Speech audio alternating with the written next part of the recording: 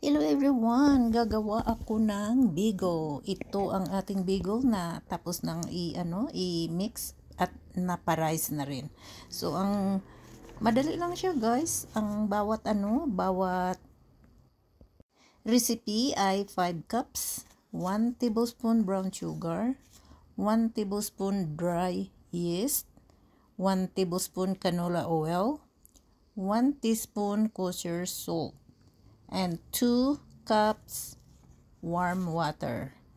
Gawin mo siya sa mixer. I-mix mo lang siya sa mixer. Pagkatapos, continue kneading dito sa chopping board ng another 8 minutes. Tapos, i-pa-rise siya sa warm area ng 2 hours. 2 hours ko yan pinaparize kasi medyo hindi pa mainit ang ating lugar. Pag mainit ang lugar mo, as always, mabilis. So ito, malalaki ang gagawin ko. Na natin siya guys. Ayan, hiwa-hiwain natin ng partial. Tapos bilogin na natin ang ating dough. Tapos nilalagyan siya ng butas sa gitna. Yeah.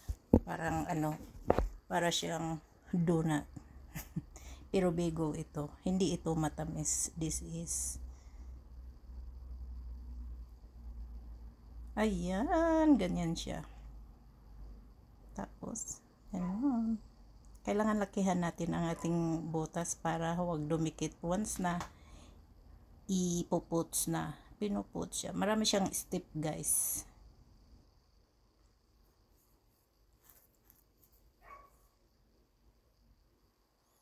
So, ganyan lang ang gagawin natin hanggang sa matapos.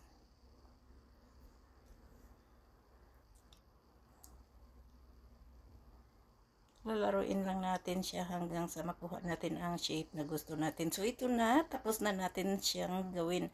Sa ngayon, pwede na nating ipainit ang ating tubig para iputs natin ang ating bagel dito ng mga 30 seconds each side.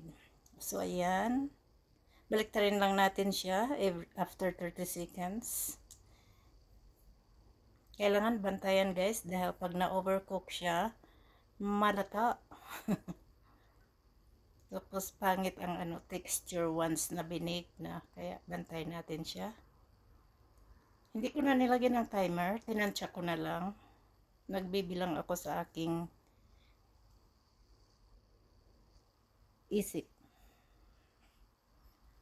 So, ayan, hanguin na natin at ilagay natin dito sa wire rack. Patuluin natin siya dyan. So, ganyan lang yan guys hanggang sa matapos.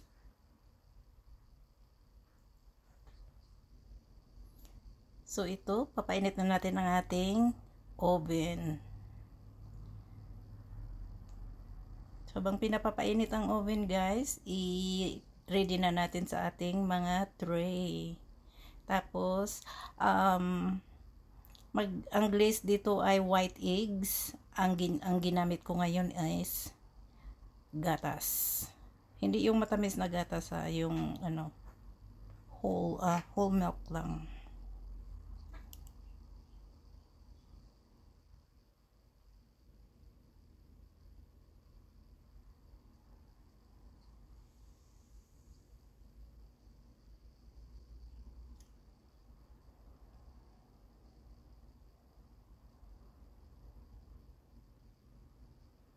So, ito na nga, ilagay na natin sa oven. Tapos, dahil sa high altitude ako, mabilis dito magluto, guys. Kaya, kaya na niyang maluto in 15 minutes. Ayan na, ready na siya. Ang ganda. So, ganun ang niya, texture, pagka hindi mo overcook sa pagputs. Nagiging floppy. So, ayan, tuloy-tuloy lang natin ang pagluto habang sa matapos. Maliit kasi ang aking convectional oven. Ayaw ko sa malaki, guys. So, ito na siya. Tapos na tayong mag-bake.